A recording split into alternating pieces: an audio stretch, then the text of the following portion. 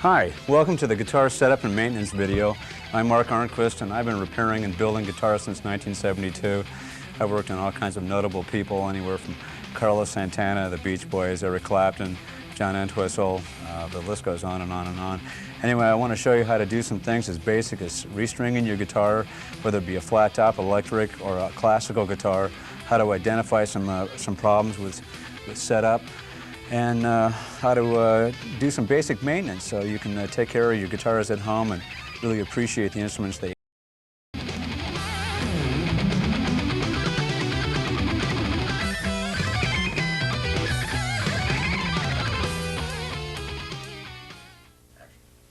Before we get started, I like to identify the parts of both the electric and the acoustic guitars. So let's get started here. At the headstock end, this is the headstock. These are the tuners, or machine heads. This is your truss rod cover. This is the nut. You have your frets on the fingerboard. At the other end of the strings, you have the bridge, your bridge pins, the bridge saddle. This is your pick guard. Let me identify the parts in an electric guitar now. They're basically the same. There are a few differences, though. We have the headstock on this end. These are the machine heads or tuners. This is the nut, truss rod cover, frets, which go down all the way down the fingerboard. The striping on the side of the fingerboard on this guitar is called binding. These are the inlays. You have a pick guard, the neck pickup, the bridge pickup selector switch, the bridge, tailpiece, your volume and tone, and the body. This is the input jack. On the back, we have the access plates to the controls, your volume and tone, and over here, your pickup selector switch.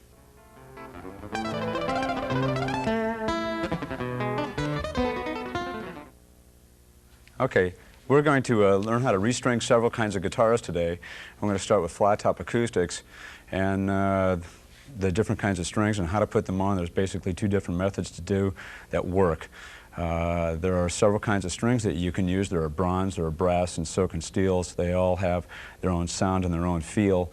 Also, there are also different kinds of gauges, and we'll get into that later, but we'll start with stringing this guitar and how to do this. You just unwrap the string, and I take the ball end. You'll see that most strings have some kind of a winding down here at the ball end that overlaps. And the part that sticks up here, there's a little hump. I take that and I bend it like that, put it in the pinhole, stick the pin in like that. That's it on that end. On this end, you feed the string in, so you have about that much slack on the string. And you take one wrapper on the top of the post, pull it tight, and take the tail. I put it up like that, and I use a peg winder. These are really handy.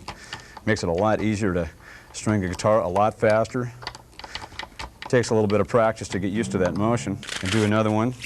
So you put the string in, put the pin in with the notch facing the neck, push it in, pull this up to make sure it's secure, and then start your stringing process on the machine heads. There again, put about that much slack in it and wrap your string once around the top of the post, pull your tail up, and then wrap your string so that each wrap that you put on after that first one goes below the last one. What this does is, because the shape of the machine head is shaped like an hourglass, that top wrap pulls down, all the bottom wraps pull up, grabs the string. After you tune it, it stays in tune very well. You can see the notch on the pin here, and this is the notch that needs to face toward the neck. That's where the string actually fits inside the guitar, just like that. So you put your string in, put the pin in with the notch facing the neck, push it down, pull up on your string at the same time. It's secure. Come from the center again, about that much slack.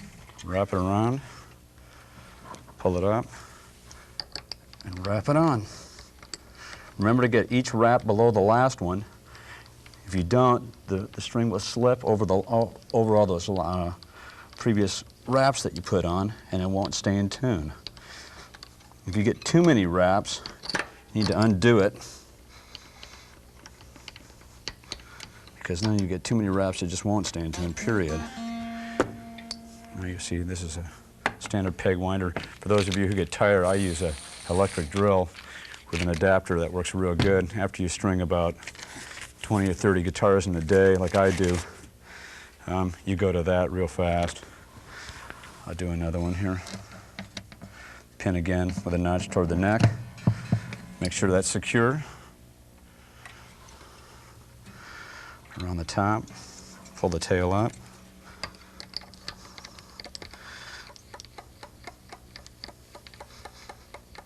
Once you get good at this, you can have races with your friends putting strings on.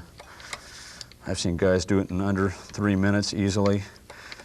I know it takes beginners about an hour to put strings on. Once you get good at it, it goes very quickly.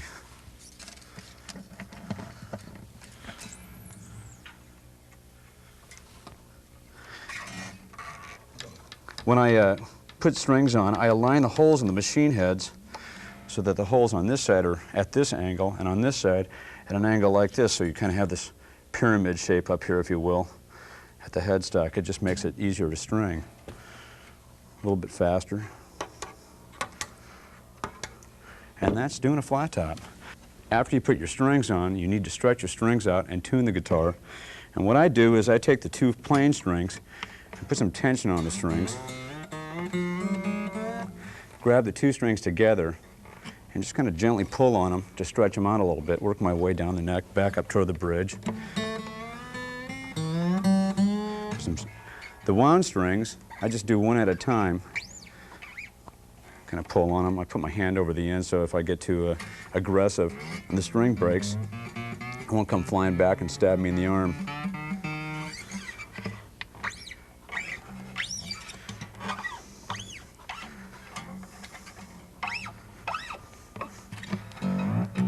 I know that looks kind of scary.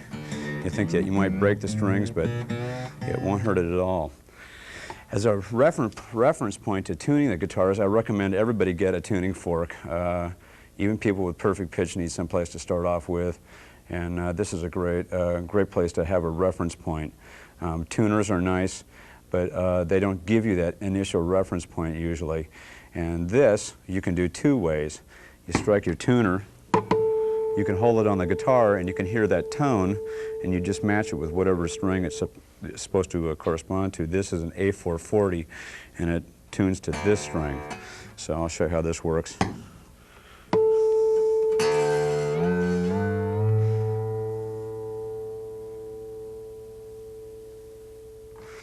The other way to do it is, because it's nice to tune and pick with 2 hands, is to strike it and then hold it in your mouth. And that will vibrate your whole head, and you'll hear it internally. It's an interesting feeling. And just tune the rest of the strings.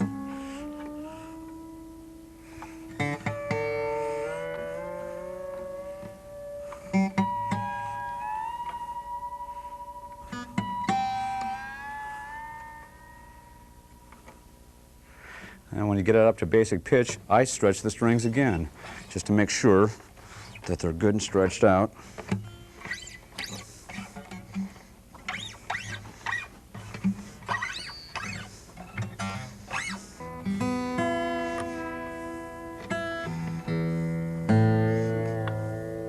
This is where it would be nice to have the tuner sitting in front of me. I can cheat that way.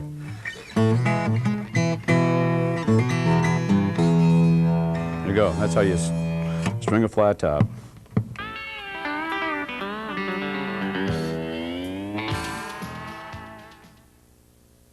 This is one of the easier instruments there is to string.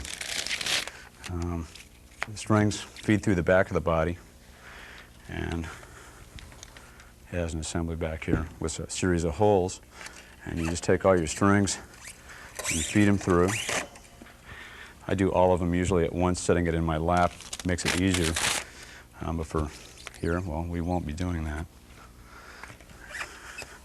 there are a couple of things that they have done on Fender guitars that make things different. As this is the most popular guitar, I wanted to bring this most popular electric guitar, that is, and show you there's a couple of tricks to how to put the strings on here. It has a nice safety feature on the machine heads in that you don't have any bare wire sticking out the end, so you won't stab yourself. Leo was very intuitive in that area.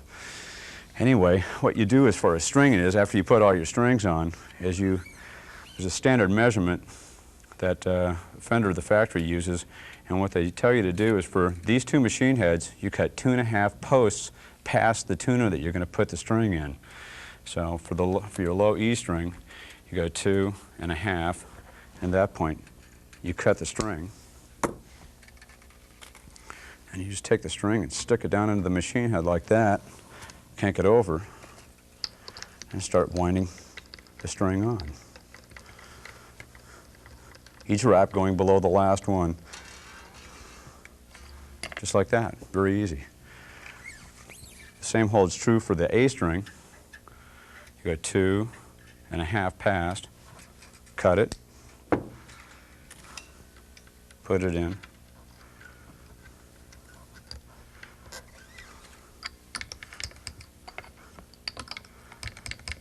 wind each wrap down. That's it for those. When you get to your D and your G string, or your 3rd and your 4th string, you have to go 4 posts past the one that you're putting it in, because they only have, on the old ones, the vintage series, they only have one of these little string clips here, and with only one, you need to have those extra winds on that. So I just show people, this is how I show them. I just pull it back to, hold the string at the tuner that I'm going to put it in, pull it back to the low E string, and go 4 tuners past, cut it, put it in the tuner, and wrap it down. Grab a peg winder,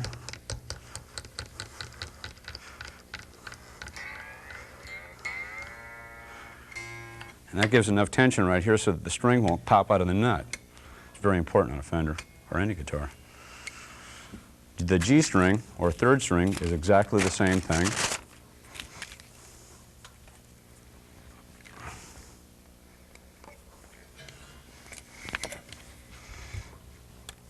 And you go 4 tuners again. 1, 2, 3, 4.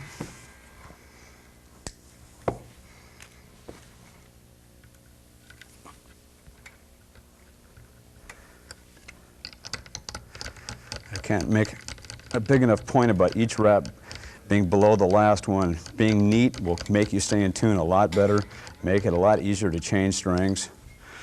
It just works out a lot better in the long run. For your 1st and 2nd string, you go back to the 2.5 measurement. So you pull it back and go 2.5. You cut it.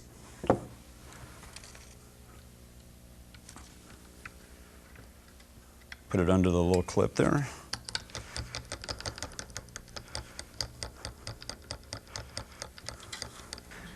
On electric guitars, you have a vast a variety of gauges of strings that are available. Fortunately, all the manufacturers that package strings have basically put together the same packages of gauges anyway. Everyone has a 9 to 42 set, 9 meaning this is a 9,000 string and this is a 42,000 string. Almost everybody packages that set. So whether it be Schmedley Brothers from New York or the Nortners of California, they will have the same string gauge. And so anytime you change from one brand to the next, they will basically have the same feel. They may sound differently, the wound strings are going to sound different, but they will it will always be consistent so that you can go to any store and just get that. You may find that there's a specific kind of string that will last longer for you. It's not that other strings are made badly. It has to do with the pH balance of you and what how you react to the metal that it's made out of, and also how aggressive you are on your playing technique. On electric guitars, you can pretty much use any gauge of string that you want. If you're tuning, you need to tell whoever you're having set up your guitar, whatever the specific gauge of string that you want to use. You notice that when I strung this guitar that I had all the strings off at once. If you take all your strings off at once, it will not hurt an electric guitar. These are made to really take a lot of abuse, and they have a neck reinforcement system in all of them so that you won't have any problems. I do get asked a lot, is it okay to take all my strings off at once? And yes, it is. I have in my shop anywhere from 20 to 100 guitars at any one time, and I'd say half of them have no strings on it as we speak. The fear is that if you're going on vacation or something, or it's in storage, that you should do something with the tuning and tune it down so it won't hurt the neck. That fear is for guitars that were made for old catalog companies, 20, 30 years ago, or for guitars that were made before World War II that had no neck reinforcement in them at all. And in a modern guitar that's been made basically since 1960, there's no problem with that whatsoever. I've never seen a neck go bad just by taking all your strings off at once.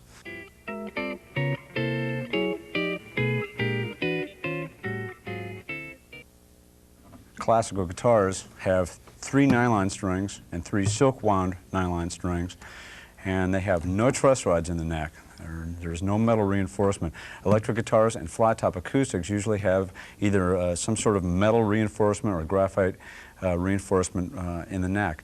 The metal, for the most part, most of them are adjustable either inside this hole here or at the headstock. The headstock will have a little plate or something here to identify that.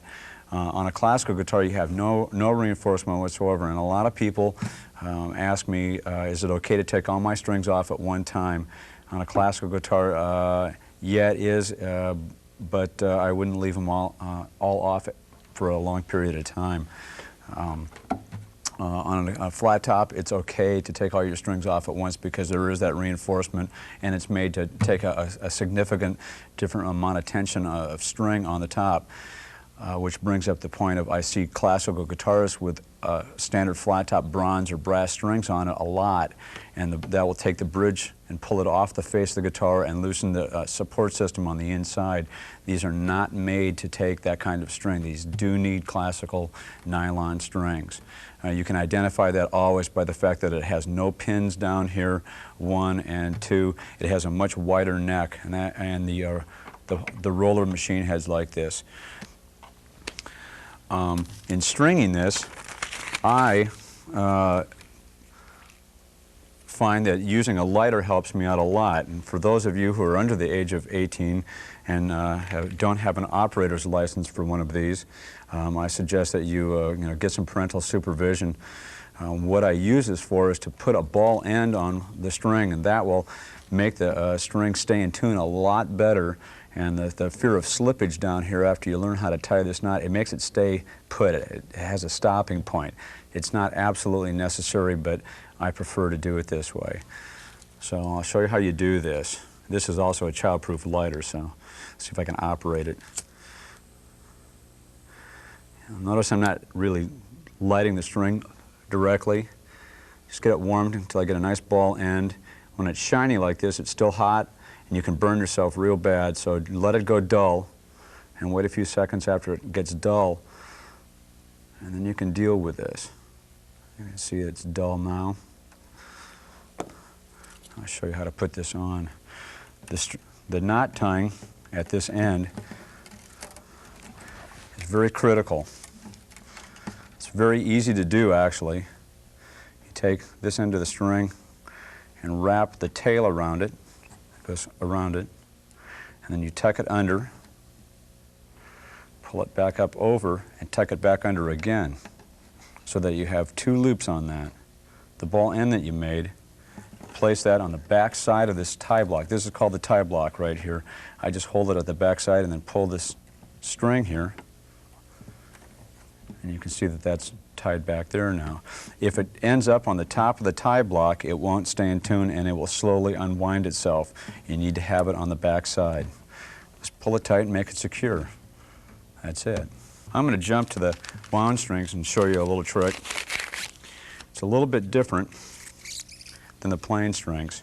This is not a metal string. This is a silk wound nylon string.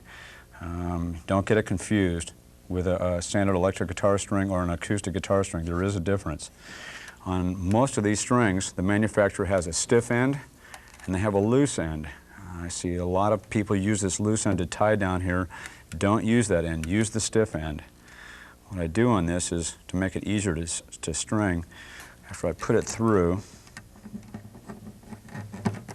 I take the end of the string and I kink it instead of putting a ball end on this end. And I loop it around, similar to the other string that we did. Loop it around only once. You only need one time. And you take that little kink there and put it on the back side of the tie block and pull it tight, just like that. And that's it. Now comes the tough part. There are several published versions of how to put strings on the machine heads up here. Strings for classical guitars have changed a lot over the years. They originally were what they call it gut strings. They were actually made out of sheep intestines, and they did not stay in tune very well. And thanks to Andres Segovia, and they came out with a better string. Came out with his nylon strings, and they've perfected them quite a bit since he first asked years ago to have a decent string made. Well, in putting the strings on down here, the old way was to loop a series of knots and twisting them together, and I find that very archaic. It's also very difficult to remove strings, and it's really, to learn two different knots on the guitar, it's very difficult to remember all that. And this is just really easy to put strings on. You can use the tension of the string to keep it on here. I'm going to move the guitar around here so that you can get a better shot of this. I align my tuners so that the holes aim up at an angle like this, away from the nut. When you feed your string in, just feed it in, just like doing a flat top acoustic. I give myself about this much slack, and I grab a peg winder. For the first and the sixth string, I wind toward the center of the headstock. Each wrap, just take it, and wrap it around right next to the last one, and it will overlap that tail of string coming through the peg.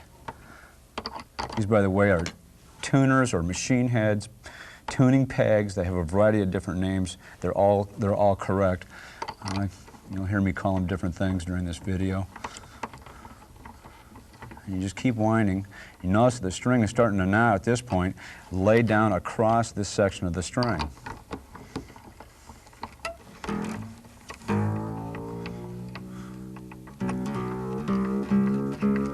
And each wrap is just after the last one. This will hold this section of the string so that it won't slide back through the tuner. And when you take the string off, it comes off very easily. If you have a series of knots up here, it's very difficult to get off. Plus, you have to untie this end, and it's very time-consuming. This works great. We'll go to the plain side over here. We do exactly the same thing. You have about that much slack.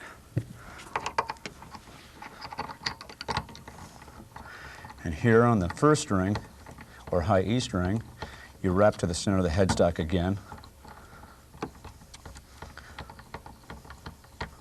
We jumped ahead here, and I'm just going to put this A string on just for time convenience.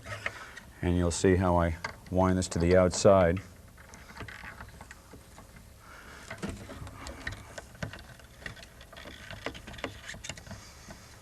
Each wrap right after the last one. Don't jump across because it won't stay in tune. See how it's laying over the string here? See how it lays across the top of that right there? That's very critical. And continue winding it on.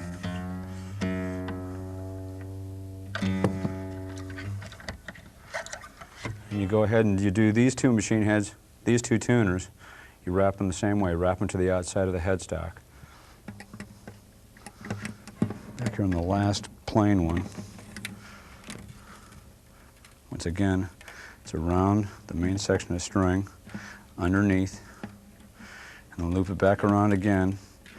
Keep that end of the string with the ball end on the back side of the tie block down here. Just pull it snug. Let me move this around here so the camera can see how the ends of the strings are on the back of the tie block, on the 3 plain ones, the 3 wound ones. It's very important that you do that.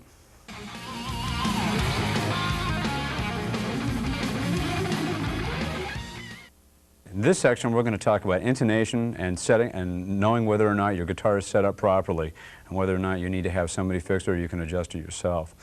The key features on intonation is this area right here. This is called the bridge on a Gibson Les Paul. This is a tune-o-matic style bridge, and this specifically is called an ABR1 tune-o-matic. There is another bridge that they commonly use, which is a Nashville tune-o-matic. It's basically the same thing. It's just machined a little bit differently. This is the original style bridge they put on Gibson guitars since the mid-50s. On a Fender Stratocaster, they have this is their bridge, and in setting intonation, you need to adjust the length of the strings and change the length of all these saddles. On both of these, that's how you intonate them. I'm going to move the Strat aside and grab the Les Paul here. You'll find that if you pick up a Les Paul, it's considerably heavier than a Fender guitar, but it also has definitely a, as they say, a heavier sound to it. In intonating this guitar, the idea of what this does is because of different size of strings and different tensions of strings, you need to change the actual length of each string so that it's in tune as you play up the neck. There are several factors that are critical in that. You need to have frets in good shape. The crown, meaning the curvature of the top of the fret, needs to be the same all the way up the neck. Your guitar needs to be set up, and in setting it up you need a straight neck. Your nut needs to be cut correctly so that they're all off, the strings are all off the first fret, and that your action is set for whatever you desire in action. I get asked a lot to have guitars set up as low as possible, buzzing, which has been shortened to Alapoib. In fact, it's become a joke at my household that when I die, on my tombstone it will read, "Here lies Mark Arnquist, as low as possible without buzzing." In intonating this, because you have two kinds of strings, you have the 3 plain and the 3 wound. There's a basic pattern that you always see. The smaller the string in those groupings, the closer to the neck it will be. If you can zoom in here on this tune-o-matic, you'll notice that the E right here and the B is behind the E, and the G is way back here, so you get kind of this line coming at an angle. When you come over here to the 3 wound strings, the D, the smallest of those 3 strings, is the furthest one out front, and then the A, and then your low E. You'll also notice on the old style bridges, a lot of repairmen, and actually the factory as well, turn this saddle and this saddle around to face the opposite direction. That's done just to give more adjustment to your intonation. When I intonate a guitar, I set it on the bridge pickup, not the neck pickup. There's some confusion in most of the major manufacturers, and when you talk to a guitar repairman or people in music stores, whether this is a front or a back pickup. And Gibson and Fender have always disagreed which is which, so to end the confusion, this is the bridge pickup, this is the neck pickup, and if you have a Stratocaster which has 3 pickups or any other 3 pickup style guitar, the one that's in the middle, that's the middle pickup. That ends the confusion. I set the guitar on the bridge pickup, turn the volume up all the way on the guitar, and turn the tone control up all the way on the guitar. What you're doing is that you're tuning the harmonic and the fretted note to the same pitch. I use a very expensive Peterson strobe tuner, and what this your average person doesn't have. These are about $500. And I wouldn't recommend that as your average guitar player go buy one, but you can buy a good quartz chromatic tuner, and that will help you out in at least checking your intonation. They're not nearly as accurate as this machine, but this is what I use in the shop, and I have 3 of these. in checking your intonation, you use the harmonic at the 12th fret,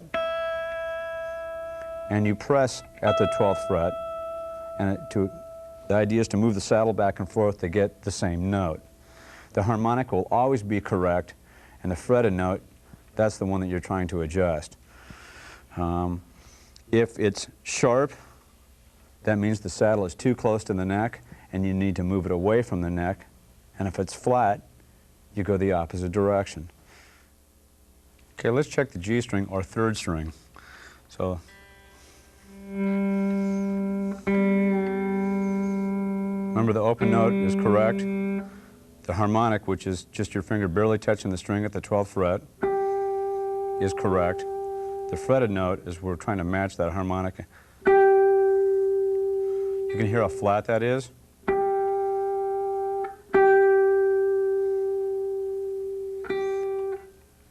That's about 20 to 30 cents flat. A cent is 1/100th of a note, and that's how accurate this tuner is. I'll adjust that and get this in tune. Because it's flat, I need to sharpen the string, and I need to pull the saddle toward the neck.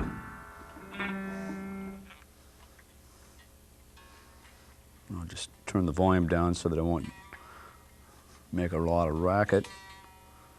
And we'll check it now. Tune it back to pitch.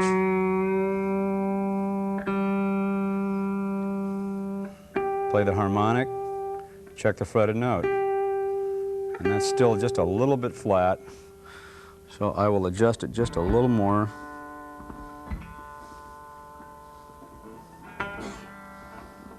A little bit makes a big difference.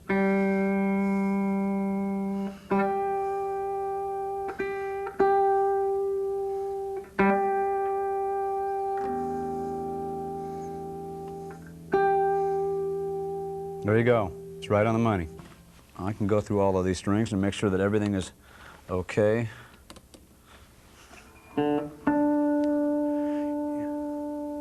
Because I do this all day long, you'll notice I'm not using a pick. You can use a pick. It doesn't make any difference. I have this big thumbnail that I use. Wives and girlfriends don't generally like it, but it works for my purposes. The D is okay. Your low E string is sometimes difficult to hear, so you can use your octave harmonic and check it with your fretted note. I also check using the 5th fret because it's a little higher in pitch and it's easier for my ears to hear. It still should match, and that's fine.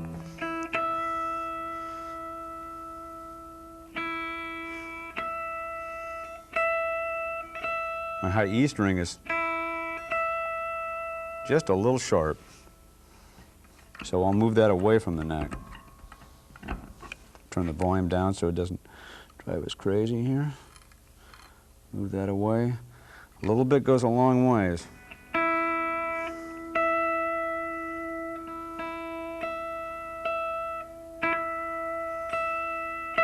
That's pretty good. Now that I've intonated this Les Paul, let me show you how to intonate a Stratocaster. It has its own set of problems, and it's not just Stratocaster model, it's any kind of pickup that has pull pieces that are magnets, so I'll show you how to take care of that. What I do when intonating a Fender is I lower the pickups, all 3 of them, almost all the way down to the pick guard. The reason for this is because those magnets, even if the pickup isn't being used, they're still magnets and they're pulling on the string, so I want the least amount of string pull that I can get out of this guitar. That gives me the most accurate reading when I'm doing this. After I've done using my number 2 Phillips for the height adjustment screws, I'll switch to a number 1 so that this screwdriver will fit in the length screw back here, and we'll check the high E string.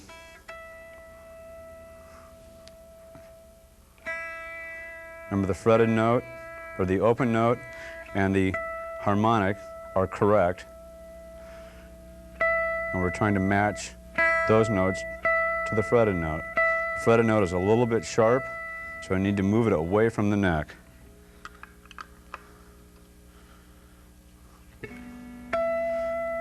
Every time you make an adjustment, you need to retune that string.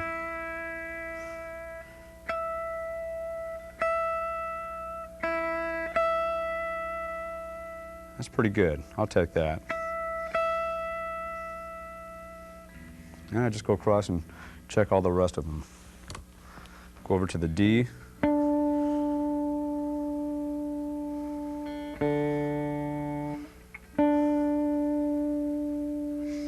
That's pretty good. Now if you change gauges of strings, and let's say you had your guitar set up for 9 to 42s and you put 10 to 46, before you set your intonation, I would suggest that you make sure that that's the kind of strings that you want to have on your guitar. Otherwise, if you keep readjusting your intonation, you're wasting a lot of time. So figure out what gauge of string you really want on your guitar, then intonate it, and you'll be a lot happier. Otherwise, if you don't have the capability of doing this, and you have to pay somebody to do it, you're shelling out some good money there.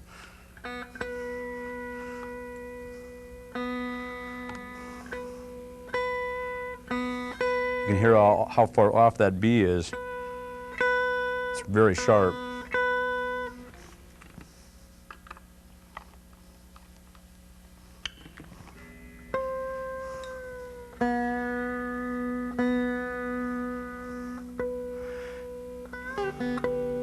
And also, contrary to popular belief, all plain strings are basically the same. All the wire comes from one supplier. It's just how the ball ends are put on. So if you think that your 9,000 string from Schmedley Brothers sounds different than the Fornartner brand string that you used to buy, I'm sorry, that's purely psychological because it's the same string.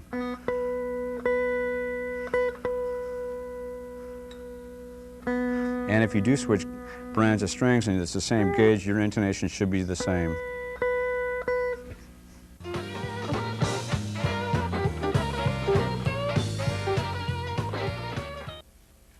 In this segment, we're going to talk about how to know whether your guitar needs its action adjusted and whether it's set up properly for ease of playing. There are certain things that you have to do. There's an order that you must adjust any guitar, any electric guitar, and if you change that order, you have to start over again. You can really screw up your guitar, end up in a shop costing you a lot of money. So the first thing that I do is I put strings on, tune the guitar to pitch, and at that point, then what I do is I check the truss rod to see if the neck is straight. I'm checking to see if it has a truss rod and if it's adjustable or not. On Gibson guitars, on their electrics, they have a truss rod adjustment is at the headstock. And on Fender guitars, for years, the adjustment was at the body end of the neck, and sometimes it's underneath the pickguard. And the only way to get to it is to either take the pickguard off or to take the neck off the body. If it's a vintage guitar that was made like before 1968, the old lacquer finishes like to stick together, and sometimes it's very difficult to remove the neck. So what I do is on those guitars, I'll take the pickguard off and make the adjustments. If it's a newer piece, you can actually get in there fairly easily, or on the vintage reissues, and you can actually take the neck off without any problem at all, which is what I would do on this guitar. On the newer guitars that they make, they also have a little plug up here in the headstock where the truss rod adjustment is hidden. To decide whether or not you need a truss rod adjustment, if you're tuned to pitch, you have 6 straight edges, and what I do is I press down the A string at the 2nd fret and at the last fret on the neck, and I check to see the distance between the string and the fret at the 11th and 12th fret, see what kind of a gap there is there, and I do the same thing between the string and the 5th fret, and if there's a gap there, depending upon the person's style of playing and how hard he plays, I try to get it anywhere from just a couple thousandths of an inch, and meaning kind of the thickness of a sheet of paper, to if they play it real hard, you might give them something like 20 thousandths of an inch at the octave. After you've adjusted the truss rod to the however straight you want to get your neck, at that point I check the height of the nut, this being the nut right here. This is not and I hear this a lot, this is not a top nut, this is not a bridge, this is just the nut, period. And to check that, what you do is you take your guitar, and you have to look at it. I'm holding this so the camera can see. You press your strings down between your second and third fret and look and see what kind of a space there is between the string and the first fret all the way across. I usually hold this, just put it down on the bench and check it, or you can hold it like this, whatever works for you.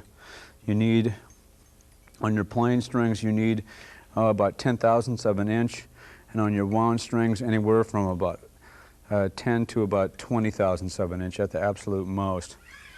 If you get it any higher than that, then it needs to be adjusted and lowered down. If you get it any higher than 20/1000ths, you play your string at the first fret, and it won't be an F after you do your intonation. It might be an F and maybe 20 cents sharp. So to be in tune, you need to have that cut properly. There again, on on checking your action, exactly the same thing on this guitar is take your strings and check your gap at the 5th and at the 12th. I do it on the B and the A string, and that's fine. That doesn't need any adjustment. I check the nut, make sure that there's enough gap underneath each one. And I'll show you what the truss rod adjustment looks like on a Les Paul. We'll remove the truss rod cover here.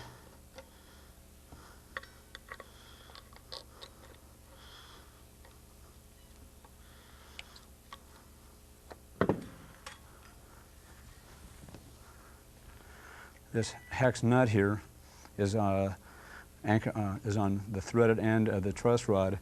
The other end is anchored in the body at about somewhere around the 17th, 18th fret, somewhere in there. And what it does when you're adjusting this truss rod, by tightening it, it attempts to straighten itself. It's set in the bottom of a trough with in this fashion, kind of an arc. And by tightening it, it tries to correct itself, and it pushes up on the neck and makes your neck straighten. It does not correct any kind of side-to-side warpage. It only does overall across the length of it. Now, if you want to adjust your own truss rod, take it very slow, take a little bit at it, do a little bit at a time. If you find yourself adjusting and adjusting and adjusting and adjusting, then you have a problem, and I would suggest that you stop and go to a repair shop and find out what's wrong with your guitar. The most that you should have to move one of these is maybe do this motion maybe 3, maybe 4 times at the absolute most. But there again, you need to check. Each time you make an adjustment, you need to check this on side to side. If one side, after you make an adjustment, your string is actually, when you press it down at the end, the fingerboard and the second fret, if it's laying on all your frets, you need to back your truss rod off. You do need some kind of space between your string, because when you play, your string moves in an elliptical pattern, which is like when you're a kid, when you watch your sister or whatever, you play with a jump rope or boxers or whatever you like to watch with a jump rope. That's an elliptical pattern. And you have to have some kind of a clearance for that string. Some people play it with a lighter right-hand touch, if you're a right-handed guitar player, and you can have a straighter neck. If you play your electric guitars like you play your acoustic guitars, you need more relief in the neck. On most electrics, I try to get them as straight as I possibly can, and this one actually is fine. I don't need to adjust this at all. I'll remove the truss rod cover here, so I can expose the adjusting mechanism.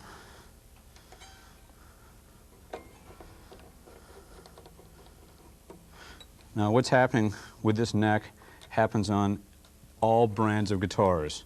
It's not just limited to Asian guitars. It happens on anything from the most expensive guitars that are made. It's just one of those things. Wood has a temperament, if you will, and it wants to go wherever it wants to. This neck, by checking this here between a truss rod and an acoustic guitar, runs between the nut and right where the neck joins the body. This area here, the tongue of the fingerboard, there's no adjustment at all. So what I'm going to check is here, it needs a lot of adjustment. It needs a lot of adjustment on this side. And I'm going to go ahead and see what it does for me. Now, if you were to do this at home and you heard that creaking noise, don't be alarmed, because it's never been adjusted since it was manufactured. Sometimes when they put these together, they glue the fingerboards on, a little bit of glue will make its way into the truss rod cavity and lodge around the truss rod nut. That's the creaking noise that you're usually hearing, and it's just the nut actually tightening up and creaking there. It's not that big a deal. Don't worry about it. If you have to turn it more than one complete revolution all the way around and nothing has been done, I would take it to a repair shop. You'll find that you won't be so nervous about your guitar that way, and you'll feel a lot better. Now that made a big difference doing that. Actually plays okay now.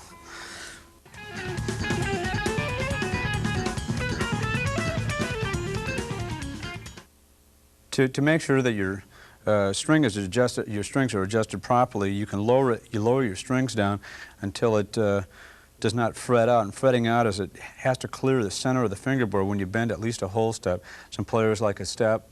Some players like a step and a half. A step is just from one dot to the next dot. A step and a half is up 3 frets. So it needs to clear, and when it does that, it's hitting the middle of the fingerboard. So what that means is that this saddle is too low and it needs to go up in the air. Now if you make this adjustment before you do your truss rod adjustment and the nut adjustments, you're going to have to go back and redo everything all over again. Remember, there is a specific order that you do all of this in. And every time you make an adjustment, you need to retune that string.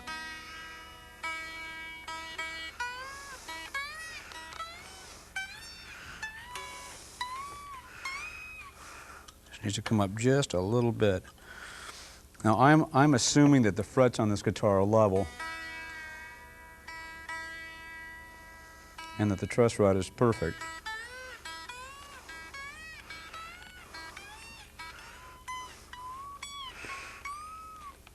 That's acceptable right there. That's as low as I can get it, and I can back off just an 1/8 of a turn at a time on each one and sit here and try to get it until it doesn't make any noises on anything. But for me, that's just fine.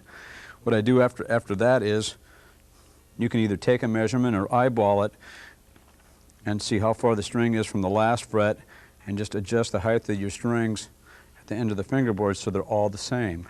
To do that, what I do is get a capo out, put it on at the first fret so that I don't have to worry about the height of the nut anymore, and then I adjust the strings with my Allen wrench. There are several companies that have little plastic jigs that you can get to hold over your strings or under your strings so that you can do it absolutely perfect. I don't find that I need to do that. I just eyeball it. It works very, very well, especially after 25 years of doing this. The rest of these strings seem to be just fine. So that's just adjusting this particular guitar. On a Gibson Les Paul,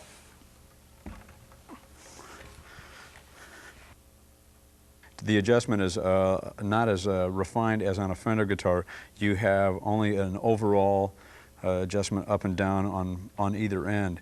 The arch of the bridge itself, the way it's machined, it has a preset arch which follows the curvature of the fingerboard.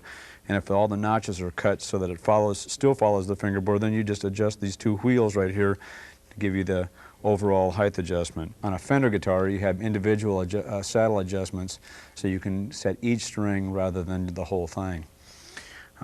Both of them work very well. Neither one is better than the other. It's just that's the way they do it.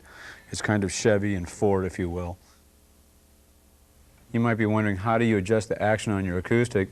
Well, after you have your guitar tuned to the standard pitch and you've got your nut has been checked for the correct height, at that point, about the only adjustment that you have is back here at your bridge saddle.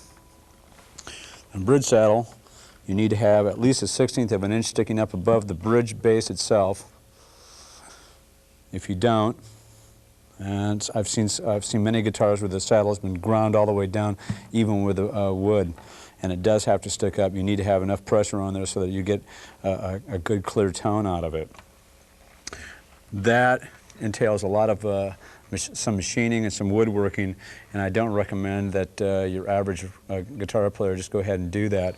Now, if you want to lower the saddle, if it's sticking up a lot and the action's still up in the air, what you can do is you can take a file, take the saddle off the guitar, make some, scribe some lines on either side of your bridge. You can make a pencil mark or whatever, take it out, put it in a vise, and you can file down a little bit, trying to copy the curvature of the fingerboard as you take the saddle material away.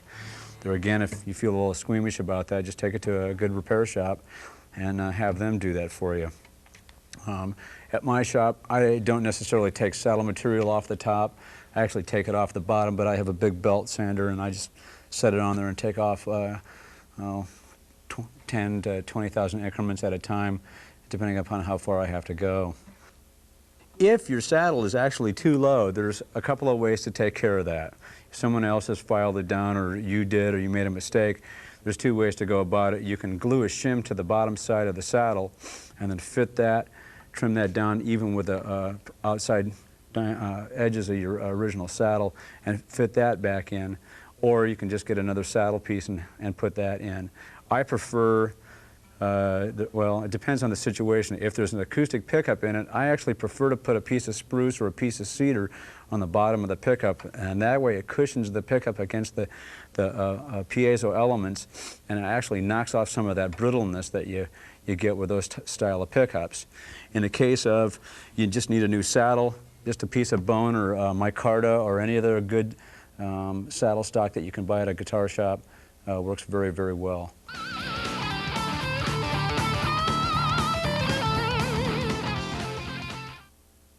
In this segment, we're going to talk about how to adjust the height of your pickups, how close to your strings, and what kind of sound you're going after.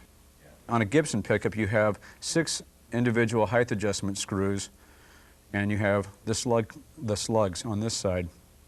What this does is you can actually adjust the volume of each one of these strings on this pickup.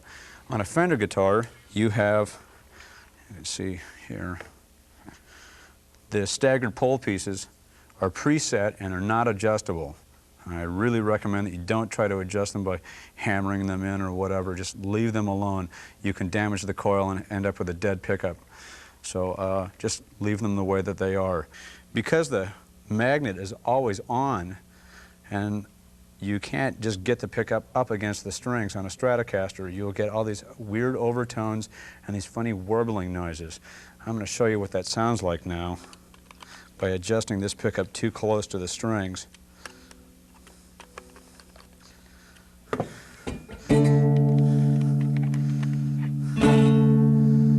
You get all these other notes that you didn't ask for, and it sounds horrible. By lowering this back down, it should clear this up quite a bit. There is no set measurement per se as to how close you can get Fender pickups, although on the treble side, I adjust these within about a 1/16 to maybe 3/30 seconds away from the strings. I adjust the bridge pickup first because there's the least amount of string movement on this pickup. And in doing that, I raise that up, get the treble side set, and then I run anywhere from 1/8 to lower on the bass side. Because you have a bigger string on this side and there's more string movement, you need to have this farther away. That gives you a good balance between the two outside strings. And you get a decent balance that way. When you move from this pickup to the next pickup, you can leave your treble side adjusted the same height, but you have to stagger as you get closer to the neck. Otherwise you get all these weird overtones and this warbling noise. Let me adjust that now.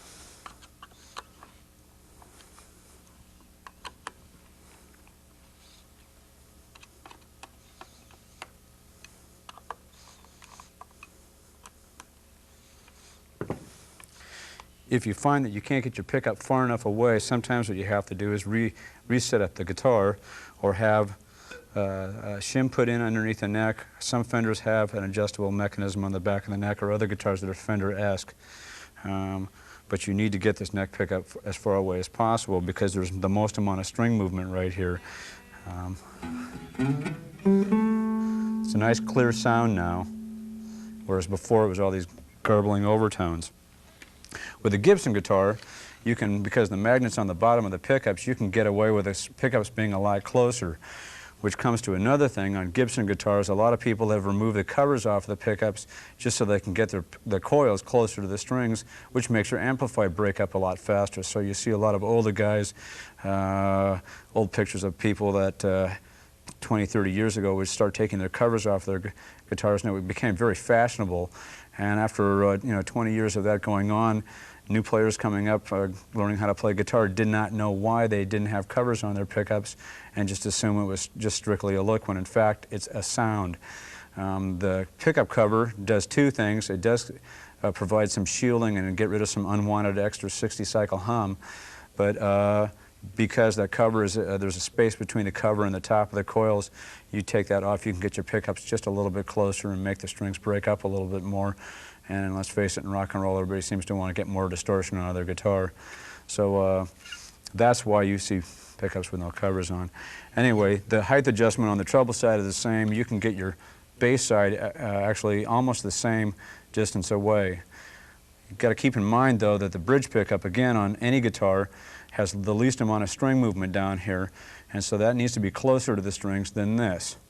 There are some pickup companies that have made pickups that have two pickups that are basically identical, that are marked bridge pickup and neck pickup. And the bridge pickup is the same, they're the same pickup, except that the neck pickup is slightly underwound, meaning there's not as many wraps on the coil, so it's not a lesser output level. And if you put the pickups at the same level, you will achieve the same volume. You have basically two different style of pickups, whether they be Fender or Gibson. You have humbuckings and you have single coils. Humbuckings came about in the late 50s because single coils attract 60-cycle hum. When you plug it in, you get all this noise. Some people can stand it, some people can't stand it. And Gibson designed a pickup that bucked the hum, as it were. There's an actual model number which escapes me at the moment, but the humbucking pickup was created, and it has changed and revolutionized the whole music industry. Now, there are also pickups that are hum canceling that fit into a Fender pocket, and there are several manufacturers that make several variations of it, Fender among them.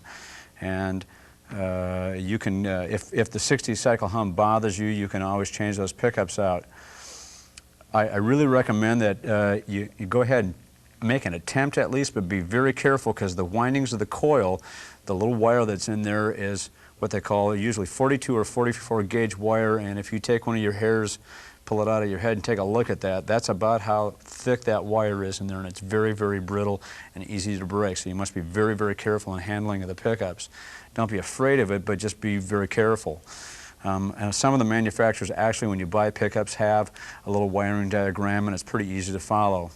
If you have no soldering technique whatsoever, though, and you've never used a soldering iron or gun, it is a new experience, and you must get good solder connections, or otherwise you're going to have problems.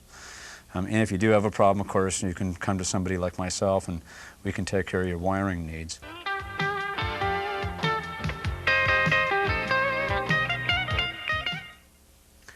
I want to talk about how do you know when you need your frets dressed, or when your frets need to be replaced. On this acoustic guitar, I'll move the string out of the way, and if we can get a shot of this first fret here and maybe the second fret, you see that there's a dent growing in the middle of the fret, right where the string goes. When you start to notice that you've got an impression where the string is being pressed down, that's a good time to have somebody dress your frets. Now, if you're a little squeamish, I suggest that you take it to a good repair shop. You can try this yourself, but it takes quite a bit of tools. When you start seeing this dent, I recommend that you really get into a shop and get it taken care of. If you get it to the point where there's an actual groove there, so that when you press the string down, it always goes to that groove, now you have a problem, and your fret is probably so worn that it's going to have to be replaced. If you have it dressed, when it's just a little dimple like this, it's very easy to clean all of this up, and you'll actually, even though you're removing material, you'll extend the fret life because you're not making a saw cut into your fret. Once that cut starts going in there, your frets will wear out like nothing flat. There are several different sizes of fret wire that are available, and there's several suppliers of them. There are German, American, and Japanese fret wire for the most part. And the American fret wire is probably the hardest. The Japanese have a huge selection, but I prefer either German or American fret wire. Some guys who play prefer a vintage style fret, like what is in this vintage style Stratocaster here. And this has a size of fret wire that was originally used from about 1950 to the current vintage reissues that they're using. In this Gibson Les Paul, this is a what's called 6100 fret wire, which is one of the largest fret wires that's available. It's about 53 thousandths tall off the fingerboard. And the reason for this kind of a fret wire is that it makes it very easy to do any kind of bending. And a guy named Larry Carlton in the 70s popularized this fret wire on all the Steely Dan records. You can hear what he does there. Since then, many players have adapted this style of fret, and it makes for all your bending very easy. You can have extremely low action and still have all the bendability. With a guitar with this kind of fret wire with a vintage radius on the fingerboard, it makes it kind of difficult to do the same thing, and so you have to have a slightly higher action. Part of that is due to the height of the fret wire, and the other part is the extreme radius of the fingerboard. The radius of the fingerboard on a vintage style Fender is 7 1/4, and Gibsons run anywhere between 9 1/2 to about 12 inches a radius. If you take a compass, you can lay it out on a piece of paper at home and just draw yourself some arcs, and you can see exactly what that is. Just set your compass at 9 1/2 inches, draw that arc, or 7 1/4, and you'll see what I mean by that. I've explained the differences on these two guitars, which just happen to be mine. And I talked about fret dressing, so I thought what we would do is go back to my shop, and I can actually show you what goes into a fret dress.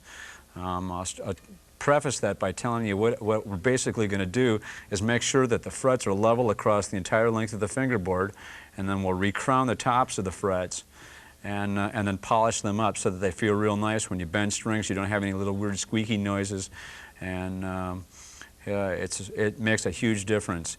I'll also show you how to just polish your own frets at home so that you don't have to go out and have it done. There's several things that you can do at home that's fairly easy to do.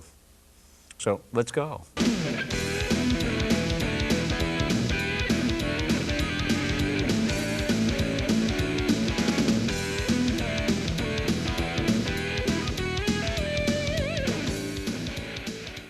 Hi, welcome to the shop. I'm going to dress some frets here, and I'm going to show you how to take care of standard fret wear, and it'll make your frets actually last longer by doing what I'm about to do, and it makes it play a lot better. The first thing we've got to do is need to protect the body so that we don't scratch the finish at all. And I use a piece of vinyl. After I put the vinyl on, I take some tape and I put it on my pants leg or on my shop apron to remove some of the stickum on it, so that I don't remove any of the finish after I pull this back off. Nobody likes to have the finish removed accidentally, so this is just to protect and make the vinyl stay in place.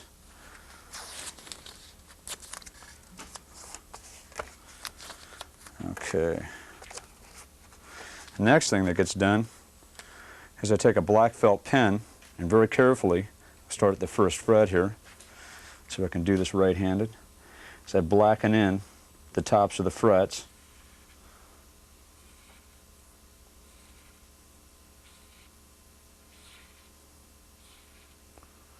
go all the way down the fingerboard. Okay, now that we've got all the frets, we need to adjust the truss rod, get the neck as straight as we can. Do this.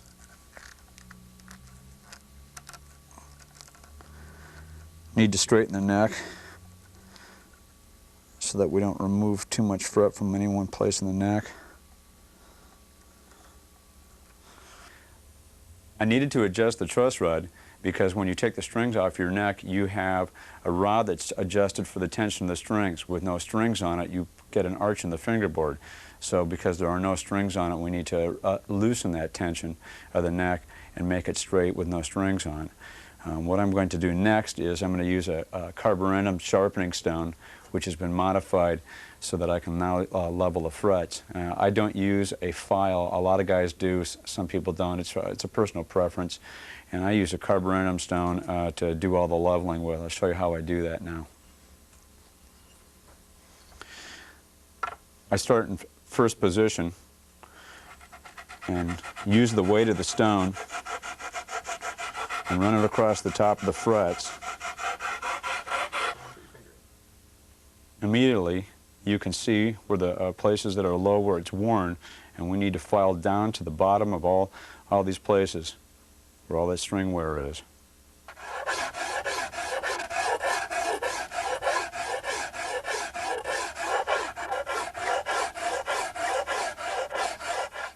This is a crowning file that I use. It's a diamond encrusted file.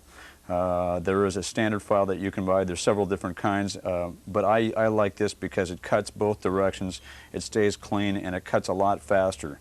What I'm going to do is I'm going to go to the first fret here and try to file this so that I have a nice clean line right through the center of it and restore the crown to the top of the fret.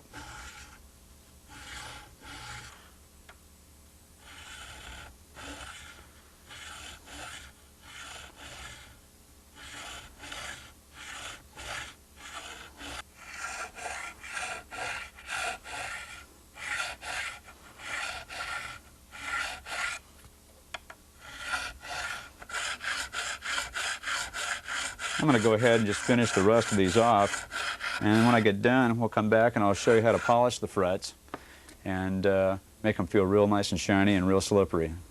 It's a real difference. You'll like it a lot. The next step is to take this fine cut three-cornered file, which has safe spots on all the edges. There's no cut there, and I go back and clean up the edges that I filed. This removes any of the heavy diamond scratches that have been put in. And I work down one side at a time and just remove those cuts. It also helps to round that in.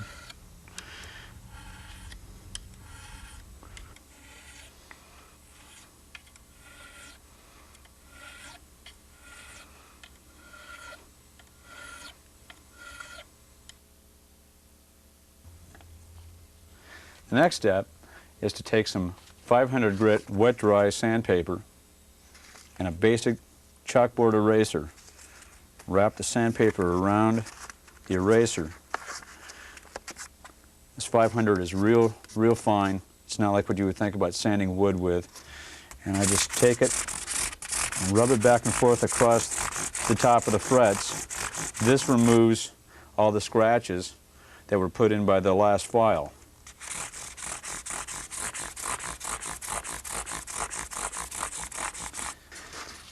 Now I'm going to go to 600 grit sandpaper and work progressively finer until we get to 1500 grit sandpaper, and we'll have a real shiny fret. Same exact motion is used. Stay away from the corners so I don't round those over. And we'll just do the first 5 frets so you can see what that looks like. After 600 I go to 800 grit. Same movement.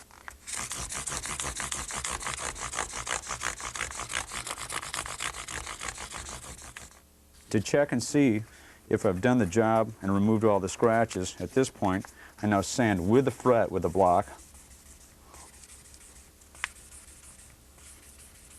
and I check for scratches. There's none. All the scratches are now going with the fret, and those are the 1500 grit scratches. Now I can switch to the steel wool. Some people don't like steel wool and are allergic to it. There are some synthetic steel wools, like this Scotch Brite that I have here.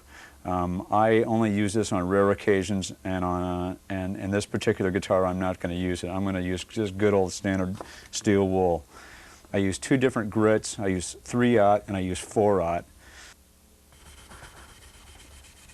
with the fret, I go ahead and I steel wool the whole fretboard and the fret.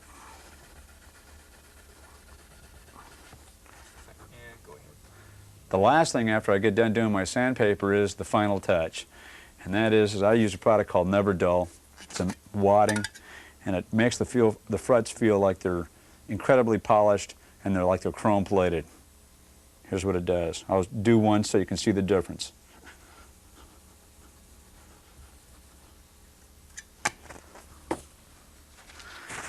Rub a little bit on, take a paper towel,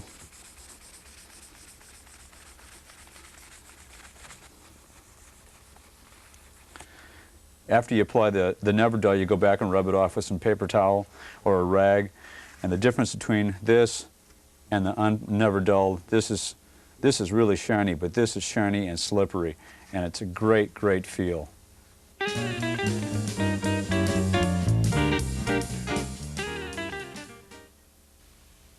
Some general maintenance tips for you are, there's a lot of guitar polishes on the market. I personally don't use any commercially manufactured guitar polishes or furniture polishes. I do use some lemon oil on the fingerboard. Here in Seattle, I recommend that it only goes on twice a year. I know a lot of people who like to put oil of some sort on their fingerboard, and they do it almost every time they change strings. It can be a problem when you need a guitar refretted, when your frets are worn out to the point of they need to be replaced. And I've taken frets out and literally seen a lake of oil in the slots on the fingerboard. There are several silicone products for playing fast and making the fingerboard very slippery.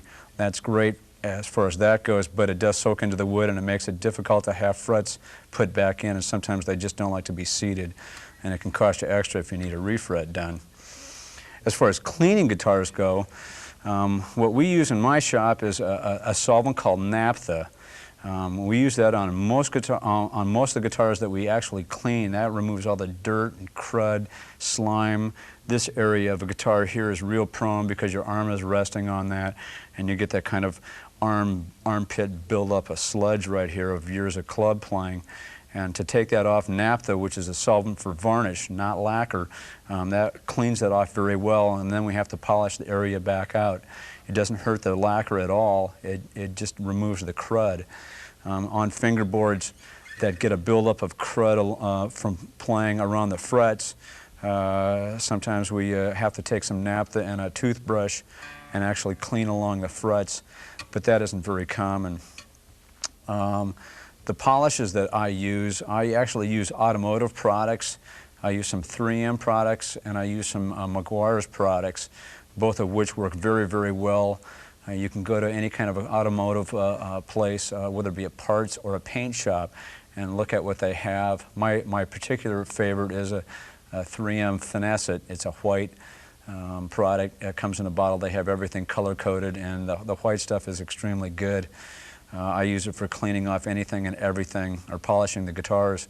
It works well on lacquer. It works extremely well on acrylic urethanes, enamel finishes like Tom Anderson guitars, and works very well on all the Japanese polyester and epoxy type finishes. Thanks for joining us today. I hope you learned some things, and I hope you lost some of the fear of doing some maintenance on your guitars. It's not that difficult, and if you find it difficult, you know, there's always a trained professional around that you can go to, and we're always happy to help you out.